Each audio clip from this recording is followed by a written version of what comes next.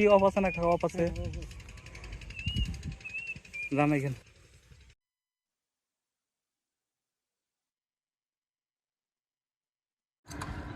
কাজ করে অসুবিধা নাই, হ্যাঁ অসুবিধা নাই।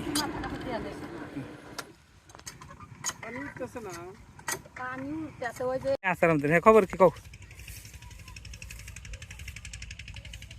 কি? ও হ্যাঁ ভাই, হ্যাঁ কও।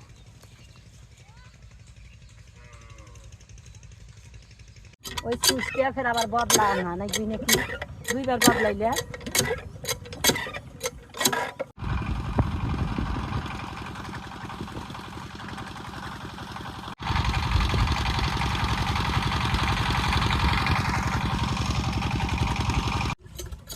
আরে বাবা,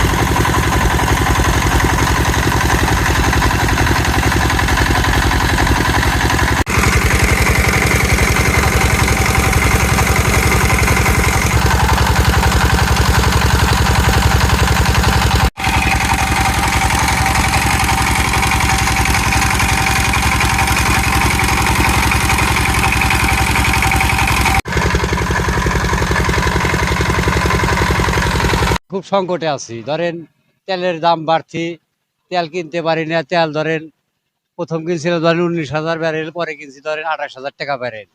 এখন কিছু টিয়া ধরেন ঋণ পাতি হয়েছি, একটা বাছুর আসলে আমি বেচছি, তেলের দাম বেশি, তেল কিনতে পারি না, টেহার অভাব। না, সরকার থেকে কোনো কাঠমাট আমি পাই নাই, সরকার থেকে কোনো কাঠফুট পাই নাই, কেউ সহযোগিতা করতেছে না। বাইরের থেকে তেল কিনতেছি। আর ধরেন তেল যদি না কিনে, যদি বেশি না চালানো পারি, তেল ধরেন আমার ধান ফসলটা নষ্ট হয়ে যাবে। আমি আলাদ টালাদ করে ধরেন ঋণ পাতিয়েছি, একটা বাছুর আসলে বেচে আমি তেল আনতেছি। কিন্তু তেলটা আনা, যেমন ধরুন তেলটা পাওয়া যাইতেছে না আর কি, দাম বেশি। ধরেন হ্যাঁ 116 পাম্পে কিনছি, ধরেন ওই আপনার 28,000 টাকা বেরেন, 28,000 বেরেন, 200 লিটার 28,000 টাকা। হ্যাঁ 140 টাকা। আবার নিয়ে চিন্তা করছি, তেল যদি না পাই, যদি ধরেন পানি জমিতে না দিতে পারি, তাহলে আমার ধান সম্পূর্ণ ক্ষতি হয়ে যাবে। গরিব মানুষ, তেল তো আর ধরেন আমাদের আবার উপায় নাই। খরচা এবার চরম খরচা হইতেছে আমাদের। তেলের দাম বাড়তি, ধরেন ইউরিয়া সারটা পাওয়া যাইতেছে না, সার দেবো খেতে সার পাইতেছি না, তেল তো পাইতেছি না। তাতে আমাদের প্রচুর তেল লস যাইব। সরকার যে দাম মানে নির্ধারিত করছে, ও দামে ধান বিক্রি করলে আমাদের তাতে লস যাইব। এখন চলা এখন তো ঋণ পাতি হয়েছি, এখন যে আশা আসছিলাম ধান ডেলি বিক্রি করবো, করে ঋণ পাতি শোধ করবো, এটা দাম না। আমি গরিবের ছেলে 70,000 টাকা। আর ঋণ মিন ধরেন আওলাদ সালাদ করছি, লাভের পার আনছি, 1-1.5 লাখ টাকা মতো ধরেন ঋণ আছে।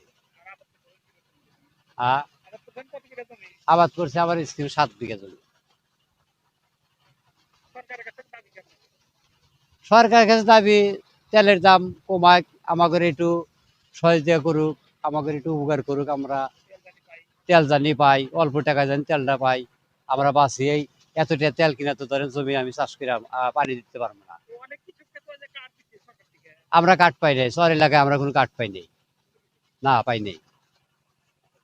সে আপনার তোমার টাকা টাকা থাকলে তেল আছে, কিন্তু 100 টাকার তেল 150 টাকা, 150 টাকা দেওয়া তেল কেনা নাকি এখন। আর আমরা যেরকম খেতে আমাদের 10 ঘন্টা করে পানি দেওয়া লাগবে, এখন তেলের অভাবে আমরা 5 ঘন্টা করে পানি দিই। এই ক্ষেত্রে ধান ডাওয়া আমাদের কম হইব, এবার আবাদ কম হইব, মানে আগের চাই ফলন কম হবো, কিন্তু হ্যাঁ, 5 ঘন্টা পানি কম দিতেছি, তাহলে ধানটা একটু নিমবো না? আগে বিঘায় নামছে আমাদের হলো 25 মণ 26 মণ। এবছরে তো আর হয় নাই এখনো, তবে এবছরে একটু কম হবো, তার কারণে তেলের সংকটের কারণে এবার হয়তো 18-20 মণ নামতে পারে, এরকম নামবে। তাহলে আমরা এদিক দিয়েও খরচার দিক দিয়ে বেশি, আবার ধানের দিক দিয়ে আমরা কম পাইতেছি, তাহলে আমাদের লস। এ তো এখন এইভাবে যদি আমরা লস দিতে থাকি, তাহলে তো আমাদের চলা কঠিন হয়ে যাবে। হ্যাঁ হ্যাঁ আপনার ডিজেল হলো 160 টাকা, 250 টাকা লিটার এই পেট্রোল, আর হলো ডিজেল হলো 160 টাকা লিটার। তা পাওয়া যায় না, একদিন পালি 3 দিন পাওয়া যায় না। তাহলে এখন বর্তমান তো আমরা আবাদি করতে পারতেছি না, আমার আবাদ খুব কষ্ট। বর্তমান আমার ফসল তেল বিনে পুড়ে গেছে, মেশিন চালাইতে পারতেছি না। তো এখন তাহলে এই অবস্থায় কি চিন্তা ভাবনা করতেছেন আপনারা? ধানের দাম অত বেশি পড়তেছে। হ্যাঁ, দান মানে আগে দান করে থাকে আপনার 800 টাকা, এখন পড়বো আপনার 2000 টাকা মন। এরকম আমাদের পরিস্থিতি, যে কোনো জিনিস আবাদ করে এখন খরচা বেশি আমাদের। এখন উপায় নাই, আমার তেল কিনতেই হবে, যত টাকাই হোক নেওয়া লাগে। যেহেতু আবাদে ধরে নামছি, আবাদ করতে উঠে আসা যাবে না এই মুহূর্তে। গ্রামটা খুব দুর্গম একটা এলাকা, এখানে কোনো আবাদ বসত খুব একটা বেশি হইতো না। তবে বা একদম মানে ফুটবল ছিল এক কথায়, যমুনা নদীর মাঝখানে তো। কিন্তু এই গত 2-4 বছর ধরে এলাকায় একটু জনবসতি বাড়ছে, হয়তো জমিগুলা কৃষি জমিতে রূপান্তরিত করছে। তো তাও 2-4 বছর আবাদ বসত ভালো হয়েছে আলহামদুলিল্লাহ। কিন্তু এই বছরই একমাত্র তেলের সংকটের জন্য কৃষকরা প্রচুর পরিমাণ লোকসানের মুখে আছে। বিশেষ করে হচ্ছে তেল আগে ছিল 100 টাকা, এখন 150 টাকার মতো হয়েছে। তো কৃষকদের পক্ষে তো এরকম করা, এত টাকা দিয়ে তেল কিনা আপনার জমিতে সেচ দেওয়া সম্ভব না। হ্যাঁ, কিস্তিতে লোন করে তারা টাকা তোলে, বা আমরা টাকা তুলে কিস্তিতে লোন করে এমন করেন জমি জমা আবাদ বসত করি। তো এইভাবে যদি তেলের দাম বাড়ে বা বিদ্যুতের যারা মোটর সেচ দেয়, পানি দেয়, যদি বিদ্যুৎ সংকট এরকম লোডশেডিং হয়, তাহলে তো আহ আমাদের জমি জমা আমাদের পক্ষে আবাদ করা সম্ভব না। তেল দেবো না নিষ্ক্রিম করতেছে, মনে হয় তারা মানে কেউ গরু বেছে, কেউ ছাগি বেছে, মনে তারপরও বাড়ি পাইতেছে না। কে বেছে কে? ওই যে তেল পাইতেছে না, তেলের দাম বেশি, তারপরে টেহা দেও তো পাইতেছে না, তেল নাই তো। তো খুব কষ্টের ভিতরে আছে যারা এই যে স্ক্রিম করছে, তারা খুবই কষ্টের মধ্যে আছে, খুব কষ্টের মধ্যে। তাহলে এখন আবাদ নিয়ে কি চিন্তা ভাবনা করতেছেন আপনারা? আমাদের ভিতর চিন্তা ভাবনা মনে করেন ধান করা দেখেন না, যে তেলের কারণে মনে করেন যে লাল হয়ে গেছে, ধান পুজো উঠতেছে নানান কষ্টে। সব মানে যত মুলুকের কষ্ট গেরস্তর ভিতরেই, গেরস্ত মানে একবার ভোগী রাখালো আবাদ করবেন না ঠিক মতো। মনে হয় তেল পাইতেছে না, তেলের দাম বেশি। আবার কারেন্টে যারা চালাইতেছে কারেন্টও তো থাকে না, কারেন্ট নাই কেউ। এই পর্যন্তই।